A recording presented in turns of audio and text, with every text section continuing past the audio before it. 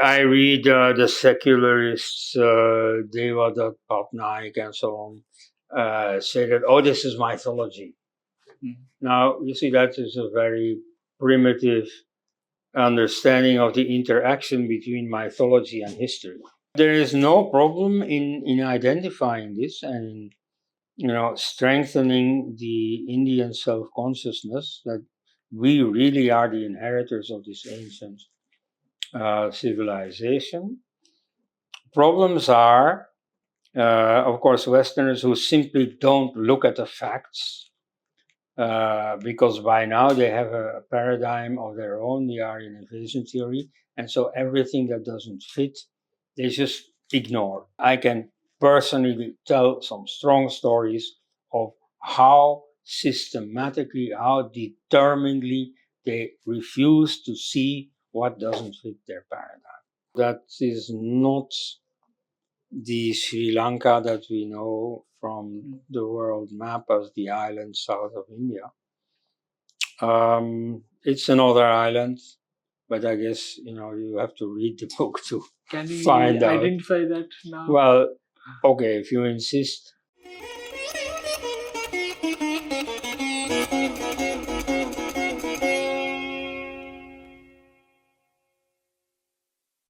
Namaste viewers, welcome to another sit-down session with Sangam Talks, and we have with us Dr. Elst, Oriental philologist. We already know him. He is a famous and is quite an authority about Indian historicity. So today we will talk about the historicity of Mahabharata particularly, and maybe a little bit about the historicity of Vedas and other texts.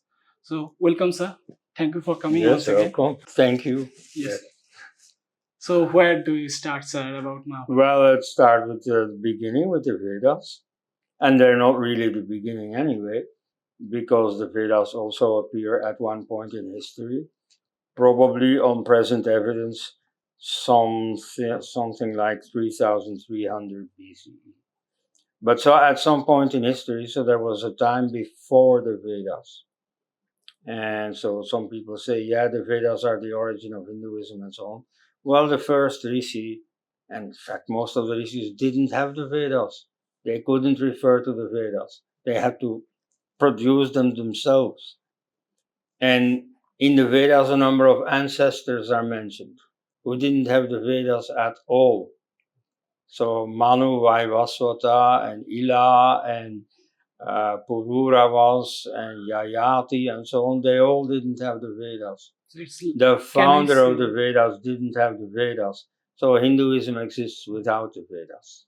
So can you say like it's a compilation of all previous thoughts carried out by No, I mean, most of it was composed on the spot, but yes, here and there are references to the past.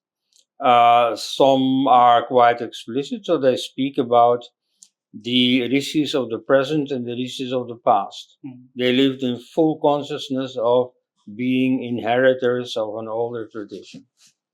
But sometimes we don't know.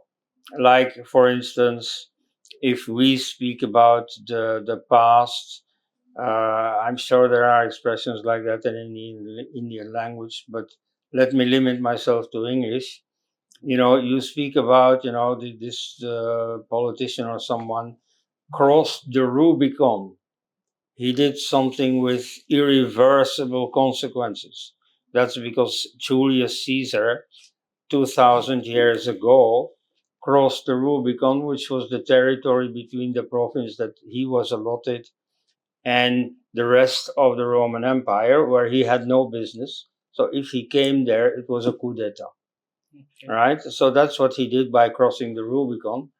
And so that memory lingers. You see, that expression still exists. He also said on, I think, that same occasion, Alea jacta est, the die has been cast. So that expression is also still used in reference to an ancient historical fact. It's used by a few people who have these historical knowledge, but by many more people who don't. So this you can expect in the Vedas too. Certainly there are expressions in there that refers to something that nobody knows. Even the greatest experts don't know what this refers to. And nevertheless, it has happened. And so most of the Vedas are simply about their own time. And we can learn a lot about that, even though it's not a history book. It's not at all a history book. But you see, in any writing by a human being, you learn something about his circumstances. So if you check the Vedas, you see that in the earlier period, they have carts drawn by bullocks. And in the later period, they have swift chariots drawn by horses. But they never drive automobiles. They also don't live in caves. They don't use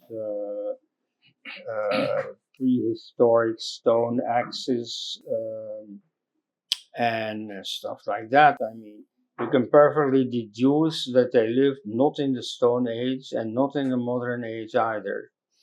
There are no polar bears, no penguins, no kangaroos, and so on. So you can perfectly deduce no, they did not live in the Arctic, they did not live on the South Pole, they did not live in Australia, and so on. So if you take the flora and fauna, names of rivers and so on, it's clear that they lived in northwest India. So So what about the connection, any connection to Harappa Saraswati civilization? There's always been a problem in Indian history. well, yes, of course. You read very many people who still quote textbooks from the 50s or so, where they say, oh, you see, the Harappan cities were completely different from the Vedic culture and so on. That's seriously obsolete. Like the great historian, the most important historian in India, B.B. Lal, he used to support the Aryan Invasion Theory in the beginning. In fact, he was for a long time the only archaeologist who was cited by Indo-Europeanists in support of the Aryan Invasion Theory. But he changed his mind around 1990, when many people changed their minds because there was new evidence. So the American archaeologists, Dion Lichtenstein and Jim Sheffer, showed archaeologically that there is no trace of an Aryan invasion in India. Not militarily. Yeah, but That they would switched easily have left traces, but not in material culture either. You don't see, a trail of people somewhere in Siberia who come to Afghanistan and then ultimately Punjab and so on, deeper into India, and who have the same material culture, the same burial practices, whatever. That's not there. Yeah, Bal That's not Gangadhar there. Tilak's narrative is always a little bit problematic to fathom. So Balagangadhara Tilak is one of the people in the early 20th century who simply gave in to the overwhelming prestige of the West, which at that time strongly believed in the Aryan invasion. So he made up his own version of the Aryan invasion. He was a very strong nationalist, so it's perfectly possible to be a nationalist and to believe in the invasion. In fact, that is the situation in most countries. There are a few, like China, for instance, where they have no notion of ever having come in from anywhere. But in very many countries, their national history starts with an immigration or a conquest. And so when we speak about India 3,000 years ago, it's fairly recent by Indian standards. Whereas for America, it's like unthinkable. You see, there 300 years is already very ancient. Like Savarkar. You see, Veer Savarkar is, of course, one of the great leaders of Hindu nationalism. And he too believed in the Aryan invasion. Not that he was a great fan of it or anything, but you see, that was what was taught at that time. Yeah, That he was the very prestigious pragmatic theory. about all Yeah, of he these was things. very Whatever pragmatic available about at it. that time, Yeah. he was, go away. Go I mean, with it. in a sense, you see, he was very on the same wavelength as Jawaharlal Nehru.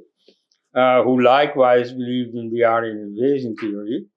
And so Nehru thought that India was a nation in the making, that it wasn't a nation yet, but it would become a nation soon under his capable leadership. And Savarkar, somewhat similarly, also thought that, okay, the nation existed already a bit longer, but it didn't have to have existed forever. You see, at some point in time, it started.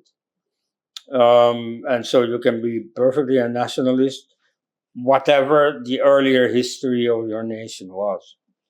Anyway, the Vedas give testimony of the world in which they were written or composed, orally composed, but given a very fixed form that was preserved for 3,000-4,000 years.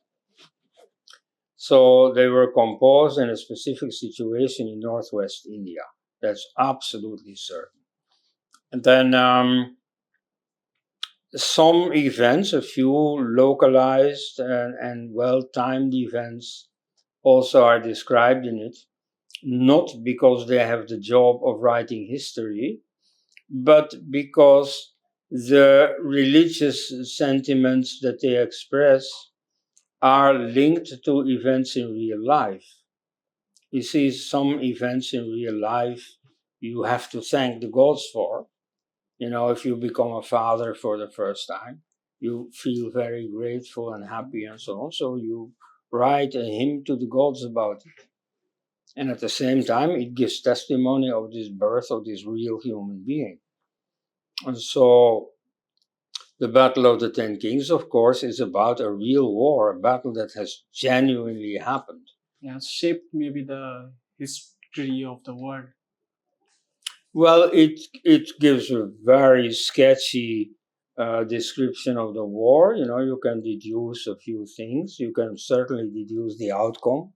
Yeah, like the Persians and then Sakas. Yes, so the Iranian tribes, that's the 10 tribes, they get defeated and they get chased away. And so they move mostly to Afghanistan, which becomes the Iranian heartland for a number of centuries. A number of events are described. There is one battle that is actually described both in the Vedas and in the Avesta. You see, there you have confirmation. And like what really happens when you have two descriptions of the same event, they are recognizably about the same event, but they have a different bias. And here, certainly, because the two sides are enemies on the battlefield, right? But still, they clearly describe a battle with the same generals on both sides. So this is clearly historical. And, that ought not to surprise anyone. Indeed, you see, in the 19th century, people used the Rig Veda as a source of bad history. What they intended to be good history, but because of wrong translations, it was not so good. Like we talked about the Battle of the Ten Kings. So the Battle of the Ten Kings are about a battle that takes place on the banks of the river Ravi, or in those days Parushni. And he describes the troops coming from the next river, the river next to the west, which is the Asikni or the Chenab. And so Asikni means black. It's called the Black River. And so therefrom you get in the 19th century translations who say, oh, this is the black people. Yeah, this is the proof, the white Aryans are fighting the black Aboriginals. Yes. Now, actually, there's nothing particularly Aboriginal about them. They come from the West, whereas in the Aryan Invasion Theory, it is the invaders who come from the West. Anyway, so that was not a good translation, but it has remained popular. And very many people still quote it or still assume it. Though the best, professional translators like Jamieson and Brereton, who have published the last extant English translation in 2014. They clearly take distance from this skin color interpretation. Yes, colonial historians also stuck with time in a canonical fashion. But Indians No, don't. there's nothing think- wrong with them being stuck with time. I am not a colonial historian, and I also have a, temporal interpretation of these events that didn't happen in the Stone Age. They But didn't like happen in the Middle Ages. itihasas, where they mention times in a particular fashion, like observing the celestial bodies, particular timing. Do you find anything in the Vedas as well? Well, there is nothing wrong with that. Of course, stellar positions are used for timing. And in the Vedas, we do have a few examples like that. A few where we can't really use them for timing, though in those days, you see, people probably knew which event they refer to. Like there are some descriptions of lunar eclipses or solar eclipses. And so these happen regularly. But so, one may have been quite spectacular, and everybody who lived at the time remembered this and could time events in his life. Oh, this was before this big eclipse or after. And so for them, you see, it meant something in terms of time reckoning. But that has long been forgotten. There are other data, however, that do indicate a specific time, namely where the position of stars is correlated with the position of the seasons, of the solstice axis and the equinox axis. So the Vedas does not have much of it. There's related literature in the Brahmanas, where you have a few of these indications. The most important consequential one, I think, is the passage of the star Regulus, or Magha, the heart of the lion, past the solstice axis, which happened about 4,300 years ago, so 2,300 BC. Okay, so now it is in the first degree of Virgo in the tropical zodiac, and so we have to go back to 0 of Cancer, which is the summer solstice. So that is about 4,300 years. And this is a very important thing. It also helps in dating your next point of interest, namely the Mahabharata. Yeah. In the Mahabharata, Bhishma has this boon of determining when he's going to die. So he's lying on his deathbed, literally, and he's decided to hold out a few more weeks. And he says, you see, I want to die when the sun is past the winter solstice, when the sun is again moving north. And he dies on the 8th day after that, which is why you have Bhishmashtami, the 8th day of Bhishma. And this must be in the constellation of Magha, which means that Magha has passed the solstice. You have to see both solstices because you have to reckon with the sun and the full moon. That's a bit technical.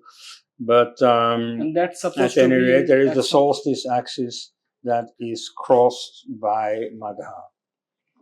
And so we know that that happened in about 2300 BCE. So the death of Bhishma is even later. So about 1 day for a human being corresponds in the movement of the stars, called the precession. The slow movement of the stars vis-a-vis the seasons goes at a speed of 1 degree in 71 years. So we can calculate these 7 or 8 days to some 500 years. So the Mahabharata took place about 500 years after the passage of the star Magha Regulus across the solstitial axis.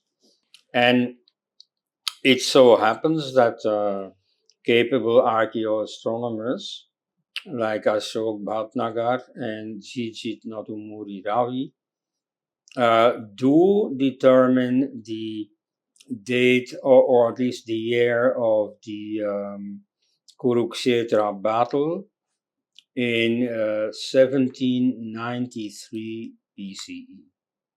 That is about 500 years after this passage of Regulus past the solstice axis.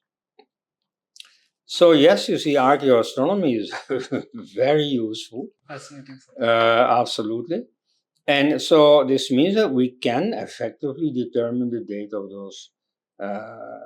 those writings. This is special in the case of the Veda because it clearly violates the so-called consensus of all the invasionist scholars who claim that the invasion took place about 1500 BCE and then the composing of the Rig Veda the following centuries, like 1200 BCE. So that was a suggestion by Max Müller about 150 years ago. And because he was an extremely big name at the time, nobody really dared to doubt that, except his closest colleagues who knew in detail, very technically, what this was all about. And they said, well, Mr. Müller, you seem very confident, but I don't see any evidence for this. And so he introspected and he admitted after a while, yeah, in fact, yes, this is a hunch, this is intuition, but this is not based on anything. Yet, all the writings about this among invasionists take as a given fact that this all happened in about 1500 BC. A little correction was made a few years ago when David Reich said that, yes, you see, I find genetic evidence of a human influx from Central Asia into India about 1800 BC. Okay, but you see, that was taken in stride and it was then taken, look, now we have the proof of the Aryan invasion. So, assuming that this genetic evidence is correct, because I know that there are also geneticists who challenge this, but this is generally assumed, and I don't have the technical knowledge to doubt that. So, okay, let's assume that. Well, then that simply says that people came into India, which is a very ordinary thing to say, because later we know that the Scythians have come into India, the Huns, the Greeks, the Tocharians, the Kushanas, and the Turks. And so they haven't changed the linguistic landscape of India. They mostly adapted. You see, when they adapted Hindi, they changed a little bit into Urdu in the case of the Turks, but I mean, they didn't keep their own language, let alone impose their own language on the natives, which is what the supposed Aryans should have done. And so I can perfectly live with that. There's no problem at all. Let there have been, people who came into India. Okay, that's not the Vedic Aryans who came in, because they were already here 1,000 years before they were composing the Vedas. Right.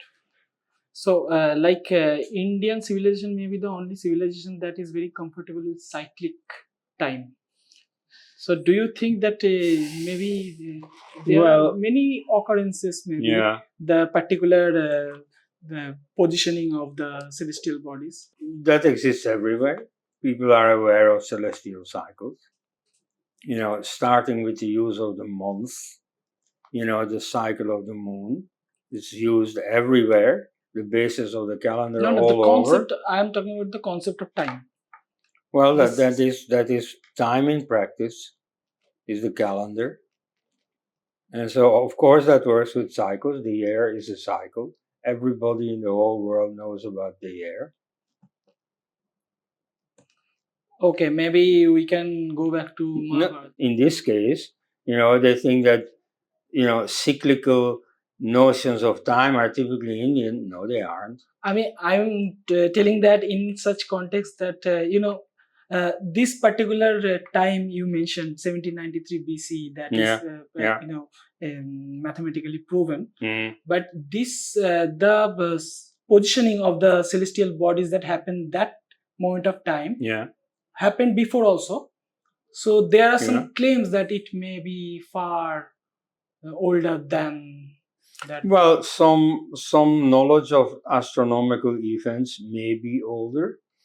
Like many people think that the moment of not of the battle, but of the related event of the death of Krishna, which took place 39 or 37 years later, that took place on, what is it, 18 February 3102 BC.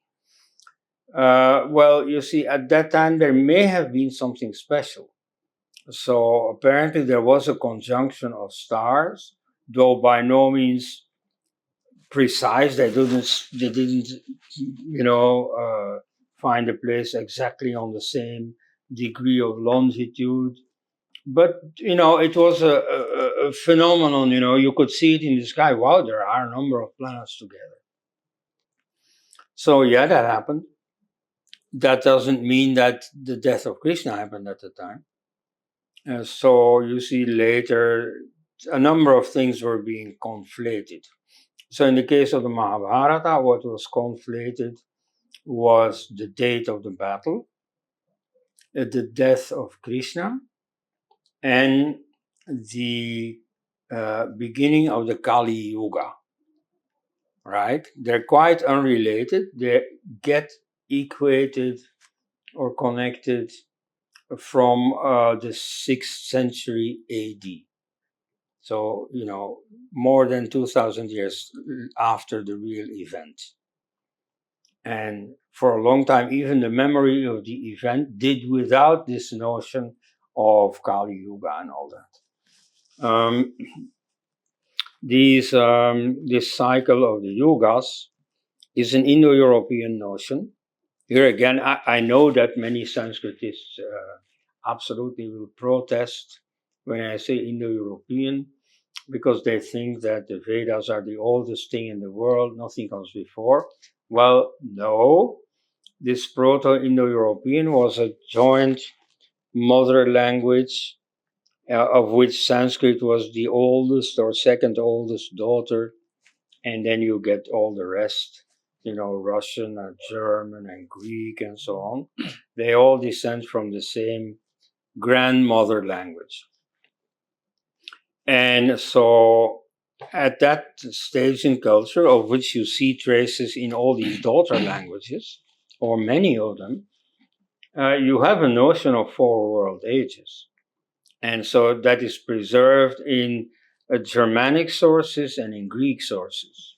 Everybody knows the Greek concept of the Golden Age, Silver Age, Bronze Age, and Iron Age. And so in Germanic it is called the Spear Age, Sword Age, Wind Age, and Wolf Age. That term Wolf Age already suggests that this is a more unpleasant, more challenging time than those before. But those were not linked to a specific time period. And so in the Mahabharata itself, the notions of Dwapara and Kali Yuga appear, but not in the sense of a period of 1200 years, according to sage Markandeya, or 432,000 years in the classical division. So those are typically Indian concepts. There you can really say, oh, here we are unique. But you see, I don't think they're very useful concepts. They don't correspond to any real cycle. There is no planetary cycle of 432,000 years. There has been one particular, calculation of Manvantaras, and that peculiarly correlated with the modern science, the age of the universe. I have not read anyone saying that. Carl Sagan correctly said that in time scale, you see the Puranas, because this is the age we speak about now, this Kali Yuga in its classical conception of a very long time, dates from the first millennium AD. That's the time when the Puranas were written. So he admits that, you see, they have a similar time scale as modern physics has. But you see, apart from this general observation, a very large time scale. I mean, if you compare that to the Bible, when they think that the world is 6,000 years old, that's a very good approximation to modern science. Indians admittedly were calculating in terms of 10 to the power 64. Yeah. In Neolithic age or maybe in Bronze age, they don't need such huge things to calculate. I agree. And so already in the Ramayana, in the Buddha's preachings and so on, you have these astronomical numbers that, you see, other societies didn't have because they had no use for them. So yeah, that's great. Congratulations. Nevertheless, there is no real cosmic time cycle of 432,000 years. And so before the Aihole inscription in 600 something, you didn't have this notion. And of course, it is on a metaphysical level. No, you see, yuga means a conjunction of two stars, of two celestial bodies. So the yuga system that we all know is the month. You see, the sun and the moon, they get together, then they separate, and 29 days later they conjoin again, right? So that's a yuga. And then you have longer yugas, like between Jupiter and Saturn. They separate and they meet again after 20 years. Moreover, if you follow their cycle for a bit longer, after 3 cycles, they return to the same spot where they had met 60 years earlier. And so that is the longest cycle that the ancients knew. And so both in Chinese and in Indian astronomy, that becomes something of a century. That's like the big cycle that they know. And it lasted almost a lifetime for the people in those days. So, that could serve. But then in 127 BCE, in faraway Alexandria, the Greek astronomer Hipparchus discovered the precession cycle. That precession cycle takes 25,772 years to bring the stars back to the same point in the seasons. Take, for instance, the spring equinox. So the stars pass the spring equinox, and then they take 25,772 years to come back to the equinox. And meanwhile, they pass through the whole year. So, for example, Regulus or Magha is now on 0 Virgo, tropically speaking, which is 60 degrees or 2,300 years after its passage on 0 Cancer or summer solstice. So, 2,300 years for 1/6 of the cycle. So times 6 gives you this 25,772. So once that cycle had been discovered, and so in the next century or so, the Indo-Greeks brought it into India. That became the biggest cycle. So the 60 years was nice, but it was small and ordinary compared to this new cycle. And so then people thought, wow, you see, this is it. And they thought this was very relevant. And the existing system of 4 yugas was fitted into this new cycle. And so, because the 4 ages were different in quality, a very good one and a rather good one and a rather bad one and a really bad one, they were also given a different quantity. So you have a really long one, yes. 4, and then 3, and then 2, and then 1. 4 is to 4. Yes. So 10 in total. The cycle was divided into half. Well, first of all, the cycle was not known very exactly. So we now know that it's 25,000 something. At the time, they knew vaguely, and so they, convened a approximation 24,000 years. Now, the sage Markandeya, or someone, who later was identified with Markandeya, decided the cycle is 24,000 years, split in 2 halves, a rising half and a declining half, and they are divided into 4 parts, 4 unequal parts, 4/10, 3/10, 2/10, and 1/10. And they get the names of Krita Yuga, Dwapara Yuga, Treta Yuga, Dwapara Yuga, and Kali Yuga. These names are taken from a game of dice where you have 4 possible outcomes. Maybe other way around. Well, I don't think so. No, you see, in the Vedic age they played dice. Now, indeed, you see, maybe a better Sanskritist than me can tell you offhand what those dice throws were called. I don't know. Okay. But so classically, they get these names of Kali and so on. And so the meaning is that Kali means the lowest throw because it means struggle.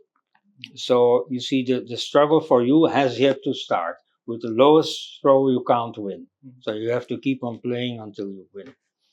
Then a bit better, the second throw is Dwapara. Even better is Treta. And the last one is Kurta. Kurta means done, over. So you see, I have thrown the winning throw. Now I don't have to do anything anymore, right? So this is how the names of these dice throws were applied to the yugas. But so I mean, the 4 yugas also, in accordance with the deterioration of dharma, like the analogy of a cow, which is right, which is standing on 4 feet, on 3 feet, on 2 feet, on 1 foot. It's also mentioned in Bhagavad Purana. And but you see, that's simply a dharmic way of saying the same thing that had been said already all the time about the yugas, namely that the first one is the best and the last one is the worst. You see, you can use this terminology of dharma, but basically you're saying the same thing. And so that's something that has been, convened, that has been accepted by everyone from the beginning, before it was coupled with specific durations. So, sir, getting back to the historicity of Mahabharata, is there any mention of the winter solstice, like the precession of moon into the Taurus constellation? The Kumbh Mela, related to the Kumbh Mela. Well, that's a big hole in my knowledge. Where does the Kumbh Mela come from? Because you see, this last winter there was a very big Kumbh Mela, And there was discussion about this, and so some people said, well, first of all, this notion of Mahakumbh Mela is totally new. There were Kumbh Melas for centuries, but nobody spoke of a Mahakumbh Mela taking place only once in 144 years. I don't know, could be. But then they also said, you see, the notion of Kumbh Mela is not very old. There were no Kumbh Melas in the time of the Veda. I don't know. There's no mention of this, but that perhaps merits a closer investigation. I mean, the problem for an outsider like me is that there's such an ocean of Sanskrit literature. There is so much that I haven't read and that I have no chance of getting read in this lifetime. So you see, there we really look to the native specialists. They might know more about this. But so no, I mean it's interesting. The Kumbh Mela is the time when the Jupiter is in Taurus, which is once every 12 years, and the moon is in sidereal Capricorn Aquarius. And Aquarius in Sanskrit is called Kumbha, which is probably why this thing is called Kumbh Mela. I mean, we all know that the Pandavas went for pilgrimage for a long time, and they went back and forth throughout the whole subcontinent. Was there any similar, occurrence like such? Well, like you see, if there was a Kumbh Mela at the time, I'm sure we'd heard about it. You see, maybe I've read over it and not noticed it. That is perfectly possible. But all those acharyas, at least one of them would have noticed. So I don't think it was there. So about the historicity of Mahabharata or such scriptures? Well, I read the secularists, Devadatt Patnaik and so on, say that, oh, this is mythology. Now, you see, that is a very primitive understanding of the interaction between mythology and history. You see, in the late 19th century, science was getting a bit smug about its own achievements. You see, in the exact sciences, of course, there were great achievements which had technological applications. Certainly, for the first time in history, there were cars on the road and, these factories with smokestack and so on. So there was a new world starting, and scientists thought, oh, wow, they thought very highly of themselves. And so all the old traditions they look down on. Like, for example, there was, everybody in Europe knew the Iliad, the story of the conquest of Troy. And people said, yeah, but this is only a story.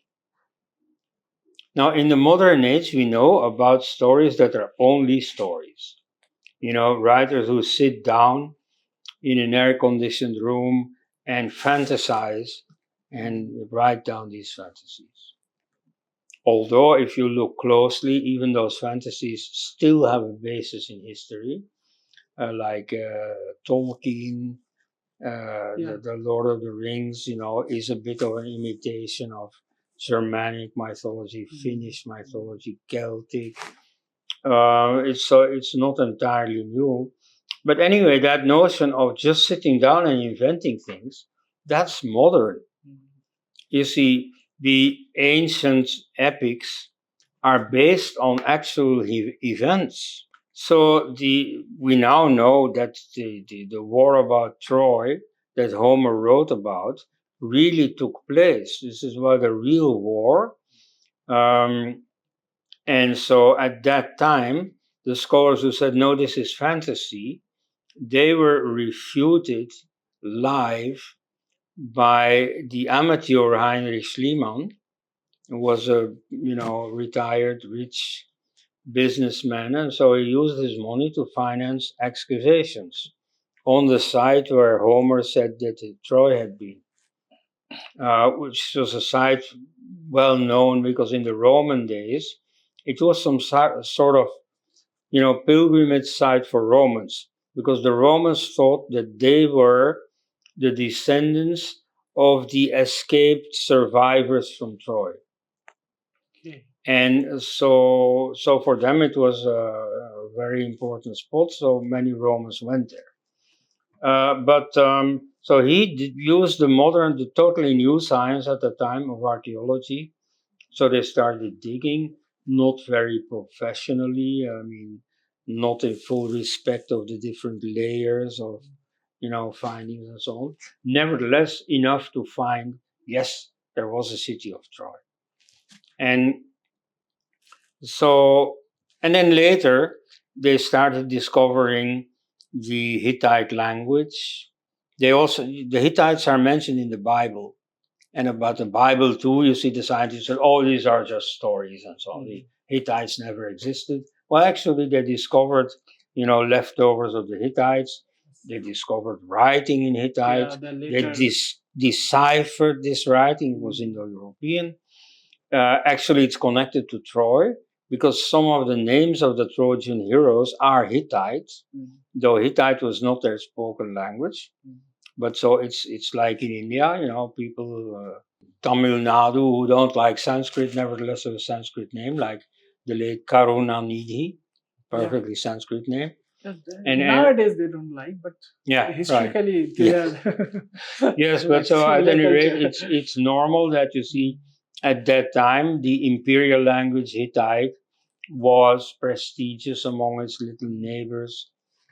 The language of Troy, meanwhile, has also been identified as a kind of Proto-Etruscan language that shows up in Italy a few centuries later.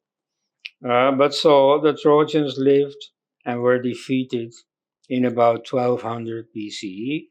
Homer wrote 500 years later.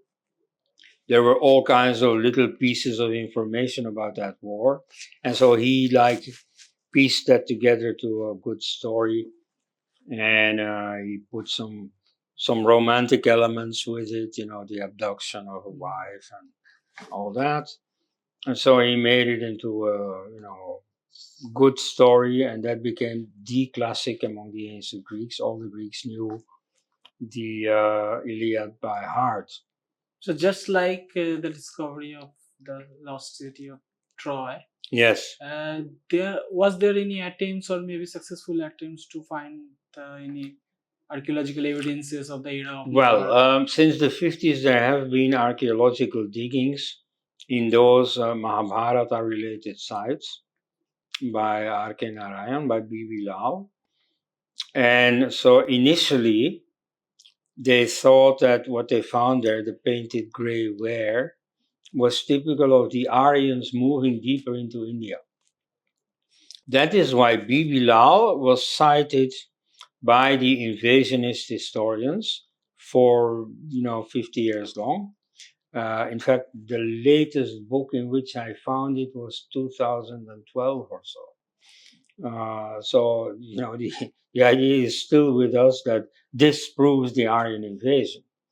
But then when B.B. Lal was no longer a junior researcher trying to please his boss, realized that actually I have not proven anything. I have simply lived up to the paradigm of the Aryan invasion. I have not proven it. And in fact, this is perfectly compatible with another scenario. And so from about 1990 onwards, he became a vocal proponent of the out of India theory. Anyway, so you see, he contributed to those diggings. And so I can't say that they have found, the body of Arjuna or the throne of Yudhishthira or so. Maybe they still will. But at any rate, a number of things you can, confirm.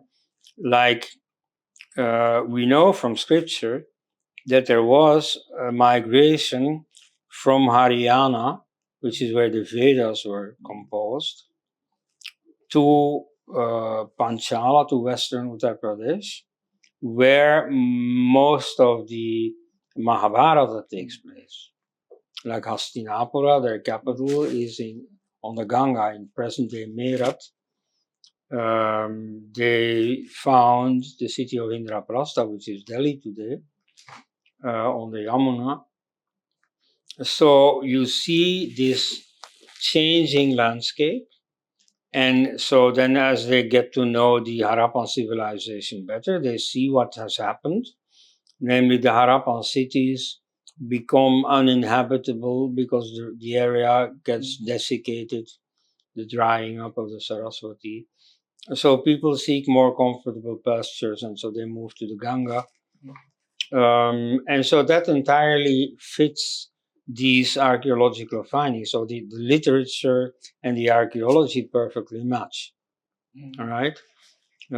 So in general terms, yes, there is scientific confirmation for that. Unlike Troy, where the city is completely abandoned for a long time, there is a continuity in Indian subcontinent on such big cities. Yes, which unfortunately maybe that creates some problem. In that respect, it creates a problem. Yes, the finding places are not always available for excavation. Yes. Right, you already mentioned in previous talks that the archaeological evidence is found in the excavation in Delhi itself. Yes. There are some, maybe some reminiscent of the Indraprastha. Yeah, but you see now the Indraprastha site itself has been dug up professionally. So, I mean, we know, of course, that too is a historical place. The age of its founding corresponds to what the Mahabharata said, assuming that we do date the Mahabharata to about the 18th century BCE. And there are many other confirmations, time-wise, like the sinking of Dwarka. So this is already described in the Mahabharata. So it is an important city just before, and that corresponds to the age of the Mahabharata. When it plays a role in the story. So the unkind nature of Arabian Sea, it's making it harder to discover it. But so there is no problem in identifying this and strengthening the Indian self-consciousness that we really are the inheritors of this ancient civilization. Problems are, of course, Westerners who simply don't look at the facts because by now they have a paradigm of their own, the Aryan Invasion Theory, and so everything that doesn't fit, they just ignore. And I mean, I can personally tell some strong stories of how systematically, how determinedly they refuse to see what doesn't fit their paradigm. Anyway, we perhaps can more productively concentrate on another problem. Yeah. Hindu traditionalists likewise refuse to see the new data. Yeah. And so they cling to a few theories, like the age, of course, of Mahabharata, 3,100 something, that started already, only in the Christian age. So 2,000 or so years after the facts. And that eclipsed the real history. Yeah. And so that's a phenomenon that I call invented tradition. In fact, that's the title of an upcoming book of mine about this topic. So you have a tradition that is born at some time and that then is used to, back project onto a farther, more ancient history. And so in this case, it's a back projection simply of the date of the events. So they take events from the 18th century, put them in the 32nd century, It could be worse because there are crazies who speak of a million years ago and everything. Yeah, but you mentioned Jijith Nadumuri ji Yes, and so his calculations of the we precise date. are very lucky. You see people like, you know, Mortimer Wheeler and Alexander Cunningham and so on. They did these interesting discoveries, but they still didn't know much that we now know or even take for granted. And so the most up-to-date book about ancient history is the trilogy by Jijith Nadumuri Ravi, which connects wonderfully the literary data with the historical data, both archaeological, archaeoastronomical, and mutual literary. So he makes all kinds of connections that you wouldn't have thought of between the epics, the Rig Veda, and possibly other sources. You see, he clearly gives a lot of historical detail of this movement of the Bharata dynasty, the core of the Vedic population, from Haryana to which is still, part of their, their living area. That's where they go fight their battle in Kurukshetra. To Panchala, to the, Yamuna Ganga area. And so he gives all kinds of details about which river is which one. And I mean, that I can't try to summarize here. But you see, everybody who wants to know about these things ought absolutely to read this trilogy by Jijith. It's not the last word. There are a few things that are disputed, but that's the normal situation in scholarship. Of course, it's not the last word, but we keep working on it. The most special is, of course, about the Ramayana. That is really going to surprise some people, where he gives the facts about which place is Lanka. The Lanka where Ravana abducts Sita to, and that Rama and Hanuman then conquer.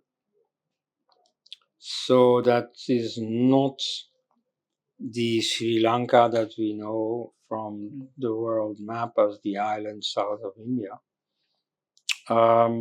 It's another island, but I guess you have to read the book to find out. Identify that now? Well, okay, if you insist. Okay, it is the island of Bhagatrav, which is an island in the mouth of the Narmada River, next to the present-day city of Surat. Oh. Yes. So it's an island, it really is. But unlike Sri Lanka, which according to archaeologists of the period had no city yet, it's one of the Harappan cities. It's a flourishing trading post. And so it corresponds to the description in the epic of the wealth and, the luxuries of that city of Ravana. So, again, it's, history confirming literature and mutually. So it's great, you see. Your ancient history is not just fantasy. And so people say, oh no, it's mythology. They just don't understand. Ancient mythology is very often built on or combined with actual history. And then, of course, mythology existed before. And so what makes it interesting is that then when historical facts have been identified, then poets start applying already existing mythological themes onto these events. They start identifying some hero with some mythical hero. And, the stories that go with it, they get reapplied. And so they often modify history a little. You can't take it literally. I mean, there are many people who say, oh, the Mahabharata, but it's only mythology. They don't understand. But then among Hindus, there are also people who say, oh, this is history. In history courses, we have to teach the Mahabharata. Well, no. You see, of course, there is a real history at core. And people like Arjuna, like Krishna, like Rama, and so on, are historical characters. Very certainly. You see, if you want to quote me on this, they are historical characters. Not everyone who is mentioned is a historical character. I don't say Vishnu is a historical character, but Rama is. And so it's exaggerated to say, oh, this is all real history. No, it is based on history, but then there are other elements also. So this is the main point that has to be driven home here, is that the secularists and so on who dismiss it all as mythology, they are wrong. Those Hindu traditionalists who insist that it's all history, they are also a bit wrong. So many mythological themes are entered in it, which is why some themes, when you compare the Greek Iliad with the Sanskritic Mahabharata, there are many themes in common. But so part of the reason is that they go back to the same mythological sources thousands of years earlier in the Indo-European situation. But part of the reason is also that some events are in common. Like, for instance, you have the wife of Menelaus, called Helena. She's being abducted, and that becomes the reason for a war, the Iliad. And in India, you have Sita being abducted, and there's also a war about it. Now, that doesn't have to be a common mythological theme. These things happen in history and in more places than one. Like the wife of Genghis Khan, she was at one point also abducted, and then he conquered her back. So these things really happen in history. So that is also part of the reason of the similarities. But so part of the reason is simply the common mythology. And then part of the reason for the differences is that simply there's a different history at play. Like, for example, the role of women. You see, initially there is a mythological scene of this rivalry between three goddesses, one of whom is declared the most beautiful one. And so the hero who does that, Paris, he plays a key role in the war and so on. But then that's over. You see, the rest of the war is men's business. Whereas in the Mahabharata, women continually play an important role. And there's even a chapter about the Stree Parva. But all through the events, you see women play a role. So yeah, there are differences and there are similarities. If I say that the ancient world was much more global than we think, because of this, if we find that similarities between cultures. Well, on the one hand, that's certainly true. There was much more globalization than we give the ancients credit for. On the other hand, I don't know if that really explains much of the similarities. Like, you have really big world-spanning similarities. Like, for instance, you have a creation story where twins are creating the world, twin brothers. And so usually one of the two ends up dying, and his body is used in pieces to make up the pieces of the universe. So his eyes become the sun and the moon, his skull becomes the heavenly vault, and so on. So that's a very common story, and you find that all over the world, but often with strange variations. Like, for instance, in Mexico, you find a story of two brothers, and they are, they're orphans because the gods have eaten their parents. That's how they become orphans. So they have a grudge against the gods. Yeah. Then you see they become street artists, and they start inventing stuff to entertain people with. And one of them is one of the two cuts up the other one, and then blows life into him again, and then all the pieces come together, and he becomes alive again. It's Okay, quite so similar to that's the story of Kronos and Zeus, Hades. Yeah, I mean, it's in different places, but what is particular here? So they go to people and they say, "Look, we can do this," and then they cut people up, and then to their own sigh of relief, they are put together again and made alive again. And so the gods see this, and they say, "Oh, can you do this to us?" And they say, "Gladly." And so they cut the gods up, and then they don't put them together again. That's why the gods are gone. We have to do without. Yes.